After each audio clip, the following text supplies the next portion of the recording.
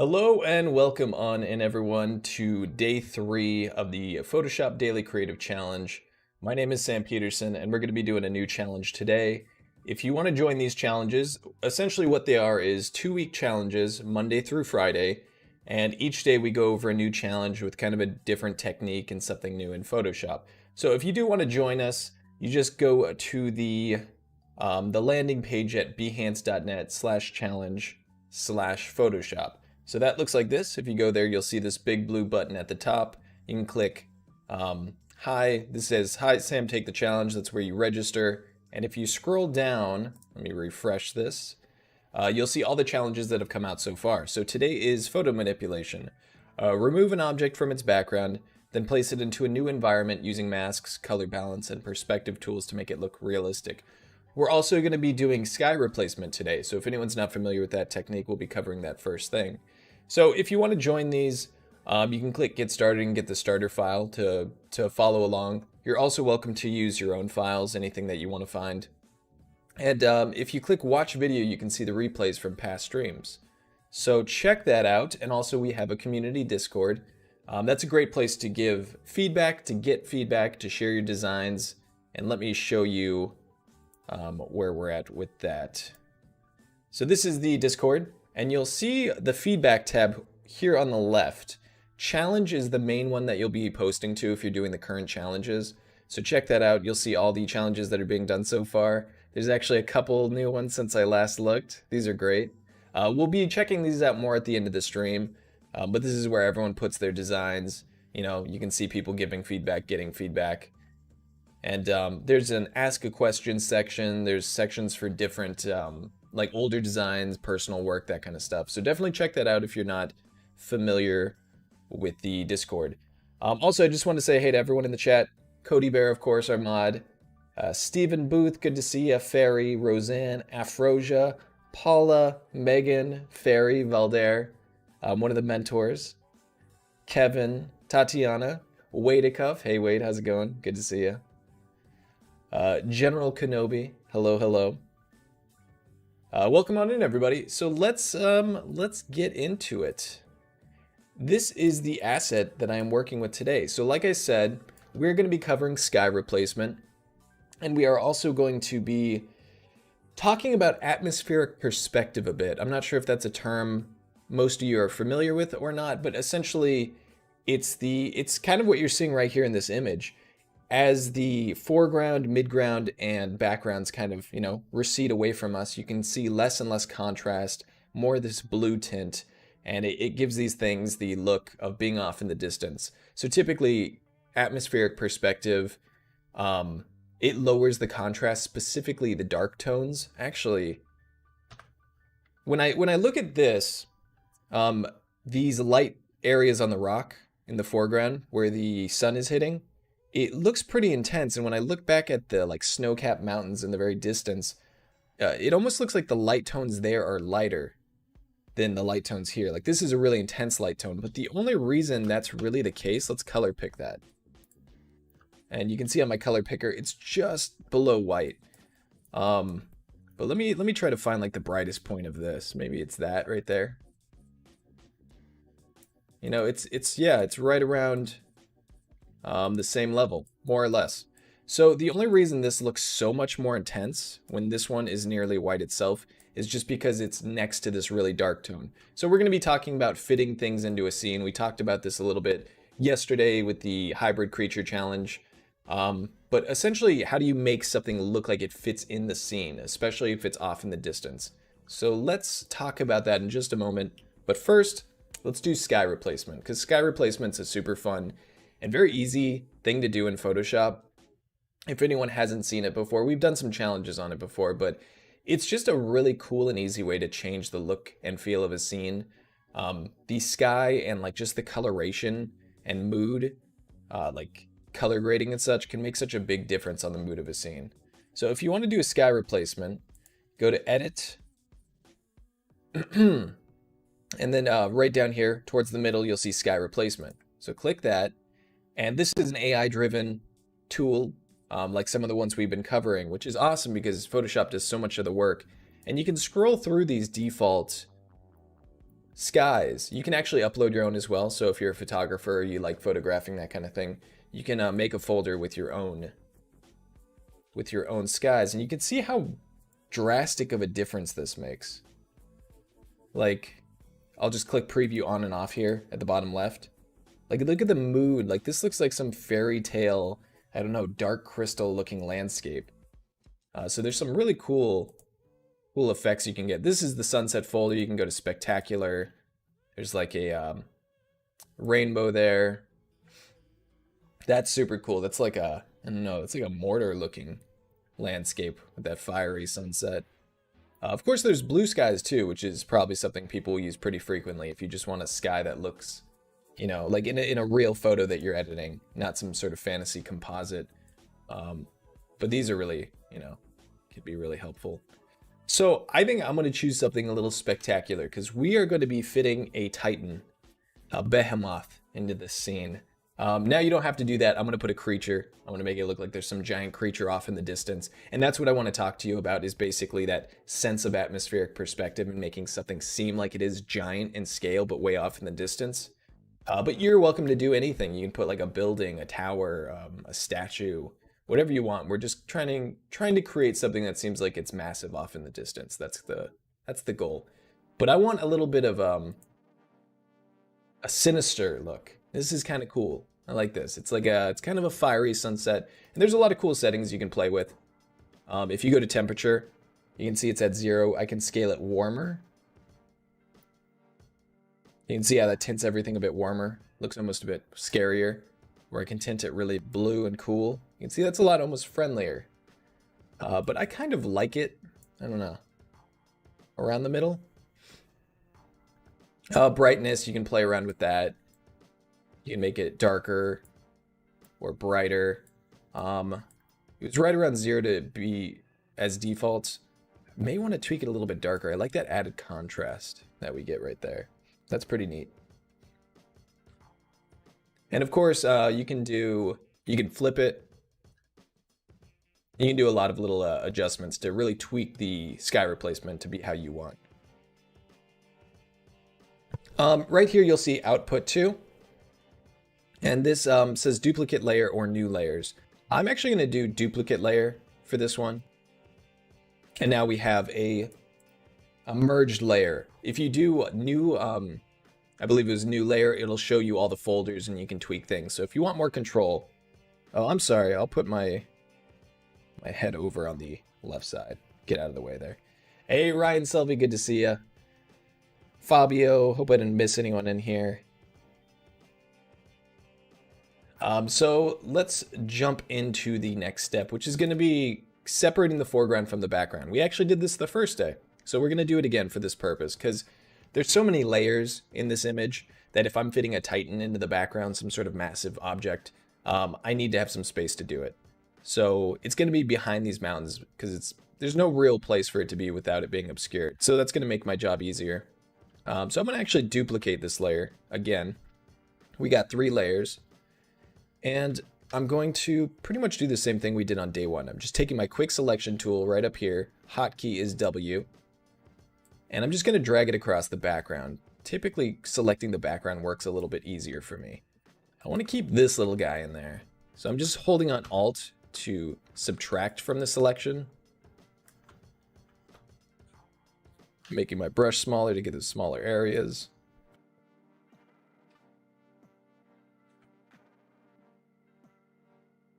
And then if you ever need to clean up your selection, I just switch to the lasso tool with the hotkey L. Sometimes I'll just do this manually. We're getting into like tiny pixels here, so it's really getting hard for the tool to really grab it, but I think that's fine. Now, I'm missing my water here, whoops. So I'm holding on Shift to add to the selection, Alt or Option to subtract, and that looks pretty good. I'm going to hit the little button at the bottom here, Add to Layer Mask. You can't see it on my screen. If I move it up, you'll see that little triangle with the circle in it. Just click that, add a layer mask, and now we're good to go.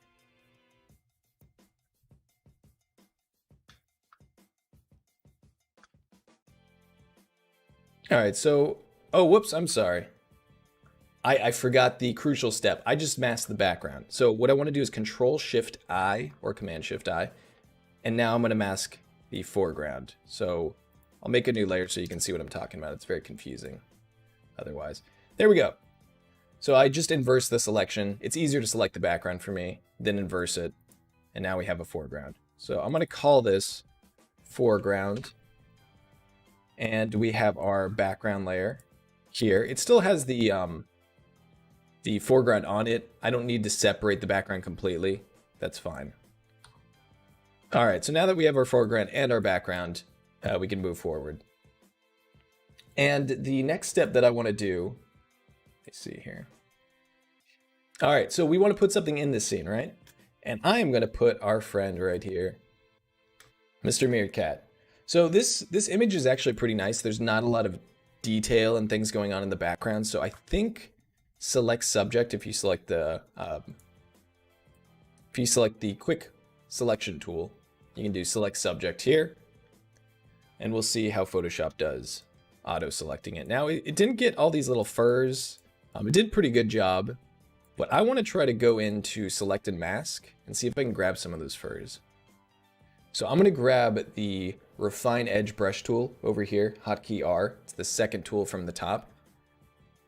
And I'm going to try dragging it along the edge of this meerkat. Now, you'll notice if you drag it like kind of on the inside more than the outside, you're going to get slightly different results than if you drag it more towards the outside.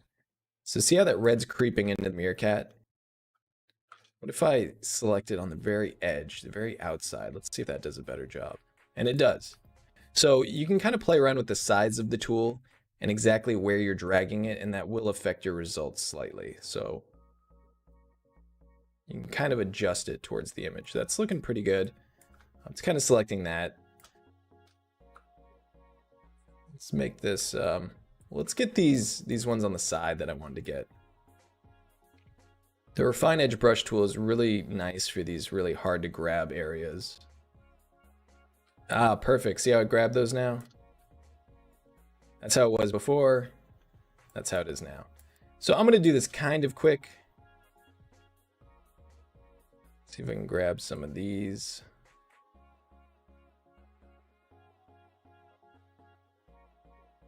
Right between that paw. That's not too bad. Not too shabby. Let's check its head.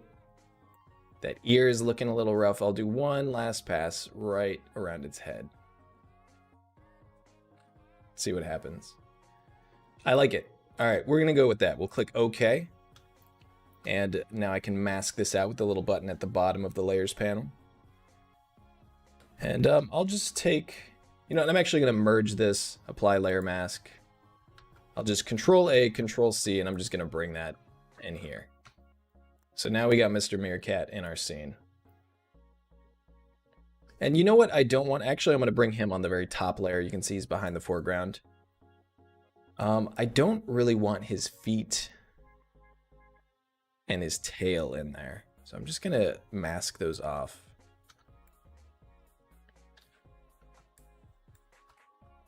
Click the mask button. Whoops. Control-Shift-I. Click the mask button. And we'll go from there. So I'm going to go to Edit. We're going to flip him horizontally. Flip horizontal. Oh no, we lost his head. Oh no. All right, let's go back. We need his head. Let's scale him down a bit. He's too big for the scene anyway. And what I can do is I can actually make him a smart object if we're going to be scaling him around. So I'm going to grab those tail and legs, Control-Shift-I, mask that out, and then do Control-D to deselect, flip horizontal, edit, flip horizontal. All right, now we're back where we were, where we want to be. So I want him to be hiding behind this mountain. I think this will be fun. Viola says he's so cute. He's massive, though. He's going to be very fearsome. I don't know. I guess they're still pretty cute when they're this tall.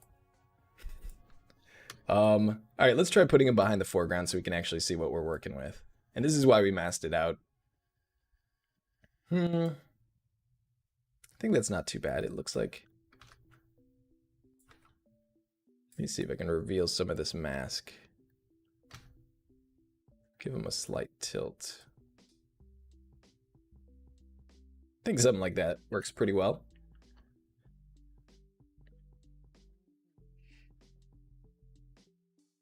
All right, so how do we fit this guy in with this scene? That is the question. First off, the lighting doesn't match at all. And now I do want to point this out. If you can find images that work together when you're doing a composite that have similar lighting and a similar perspective, like a similar camera angle, it's going to make your job much easier. But I actually played around with a different image that I couldn't license because it was one of the ones where you can only buy the license for like hundreds of dollars or something. But it had perfect lighting for this scene. This one does not, and you're going to find yourself in that situation a lot, where you want something that matches, but it just doesn't, and it's a perfect image otherwise. So I like to tweak the lighting a lot. I'm going to make a multiply layer. You can also do an adjustment layer for exposure, an exposure adjustment layer.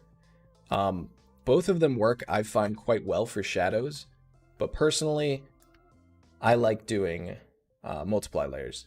It's a little bit more like a painterly approach sometimes, just like how you paint it on directly, but you would just mask off the exposure layer kind of in the same way and paint in the effect with the masking where you want it. So I'm using a soft round brush and I'm using a multiply layer. I'm going to use like 50% roughly here and a very desaturated kind of bluish purple. I just find that makes for a nice cool shadow. I'm going to right click my multiply layer, clip it to the meerkat, and see if we can get something like this, just to paint in kind of a rough shadow shape here. It's not bad. I'm going to my eraser tool, also using a soft round brush, and I think that looks kind of cool, right? It's kind of matching that lighting a little bit better. I think it looks better, at least. What I don't like is there's a lot of coolness going on in the shadows of this scene. Do you see the kind of blue shadows on the hillside? Cool tones. He feels a bit warm to me. So I'm going to create a new adjustment layer by going to Layer, New Adjustment Layer, and I'm going to try Color Balance. So I'm going to go to the shadows because I want to specifically cool down the shadows to match this scene. And I'm going to try... Let's try cranking up the blues a bit. You'll see how purple it's going, but it's affecting the whole scene. So I need to remember to clip that to my meerkat layer the way I clipped the multiply layer. So now it's only affecting the meerkat. You can see me toggling that on and off. So the blues are cranked up quite a bit. Let's try putting some cyan in there because there's like some bluish green hills. Let's see.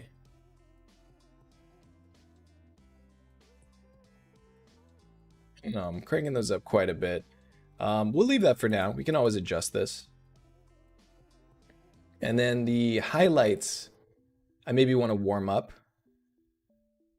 Because we have this like fiery sunset in the background. But I cooled down his whole body and the highlights of him, the part that's hitting the light source, it's way too cool. So that's perfect. You can see I just cranked up the reds a bit. Maybe we'll do like 13. And that's the color balance toggled on and off. I think those shadows much better reflect the hills that we're seeing in the background. And if you have such a fiery light source, you know, the shadows may appear quite cool by contrast. Hey, what's going on, Z by HB? Good to see you. Welcome on in. You're just at the the exciting part where we're editing the meerkat to look like a titan. All right, so here's the big thing, and this is what I really want to emphasize. With atmospheric perspective, the further something goes off into the background, the less contrast it has. Now, we talked about the snow-capped mountains in the back and how the value of that snow was pretty much just about at white, just like the brightest point of this rock was. But the key thing you're going to notice in atmospheric perspective is that the darks are subdued. So if I toggle my grayscale mode, which we talked about on Monday, you'll see that the shadows in this foreground are really deep. A little bit less in this midground. This hill goes even further back. Look at those. The dark tones get receded too, and it just goes on and on. So we want to maybe match the meerkat up to these two hills, somewhere in between them, because he's in between the two hills. So let's do a levels adjustment. New adjustment layer, levels. You can also do curves. I personally have always used levels. Some people might prefer curves. Levels just is more simplified to me, so it makes more sense. So for this, I like to use this bottom slider to ease off the darks. Actually, we got to clip this to our little friend. Make sure to clip it to the meerkat. This bottom one will basically fade off the deep darks. It doesn't allow things to go beyond a certain point when you're adjusting this. You can't go too dark with it if you really want to fade the contrast. You can do the same with the light. See how it's not letting it go too bright anymore? So I'm going to tweak the this darks, which will basically ease up the darkest points like the nose, the eyes, so it doesn't look too contrasty for how far away it's supposed to be. But to compensate for that, I'm going to take this midtone slider and make it darker. And I don't know. Maybe like trying to make it just fit with the scene. I kind of eyeballing it. Let's try something like 54. Maybe 40 for the bottom. And I may want to crank up the brights a little bit. Maybe somewhere like 245, 246. And I'm going to toggle that on and off. And basically the goal is to have it subdue those dark tones. Do you see the eye and the nose and the shadows, the deep shadow under the chin? It's kind of easing off those really darks. So when I tell people in the Discord a lot of times, like, you know, adjust the contrast or boost up the darks or ease off the darks, this is what I'm talking about. And it kind of gives you maybe a bit more of a realistic look. Let me see if there's anything else I want to do here. I think that looks pretty good. You can see how we boosted the lighting, but we also subdued the darks. So this is what it looked like before all the layers. We have multiply, color balance, and levels. And I think that looks pretty decent. I think he kind of looks like he's off in the distance. Let's zoom out, toggle those on and off. And if you want to adjust anything, these are all adjustment layers, so you can go in and tweak it. You can come back to it, refresh your eyes, you know, see if there's anything that looks like it's kind of not working, needs some sort of adjustment.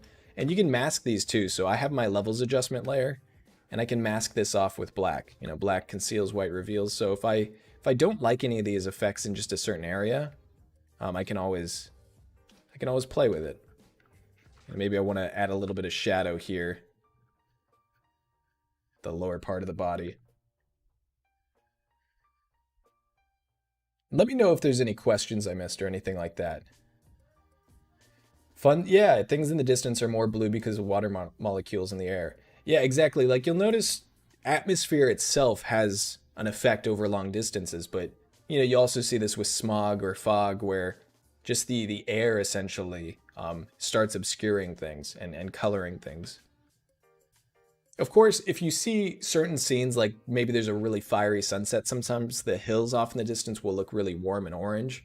So it's really good to like use these photos to kind of gauge what is happening in the scene to make all your other assets match that, if that makes sense. I think that's just about it. Yeah. I'm trying to think if there's anything else I want to add with this little guy, but that's it. I do want to point out one quick thing before we call in, before we check out the Discord, is I actually tried this with another image previously with Mr. Meerkat here. And you can kind of see the difference that these things add. Color balance and levels. So I added a levels adjustment for him, color balance, and that's pretty much it. And then right away, you can see how quickly that changes it. Just color balance, levels, right? Does not at all fit in with the scene here. Looks pretty decent, just those two adjustments. So it really kind of goes to show you the power of just keeping an eye out on those contrasts and you know, making sure they work. So let's check out the Discord. We've been having some really awesome submissions, and I haven't been able to go over them yet, but there's some really great work. We just had Das post this one. Really great masking with the trees. That looks really solid. I love the spooky look of it. I saw Jude posting this one earlier. I love how far she went with this, with the textures and the colors. But like, I mean, the challenges you guys have been posting are awesome. Like, this is so flawlessly composited together. Like fox body with kind of lizard zebra stripes. I love the colors on this bird head. Ooh, we got a Pegasus here. Very nicely blended together. Lice Candle, I saw posted this one. A lot of different elements in this to make this mermaid creature. I love the colorful fins. But yeah, great job, everyone. Like, these are looking so good. It's been, I think this is a really fun challenge. So it's been really exciting to see what everyone creates. Like this little, cute little wizard squirrel. Wizard fairy squirrel. I thought this one was neat by Wildfowl.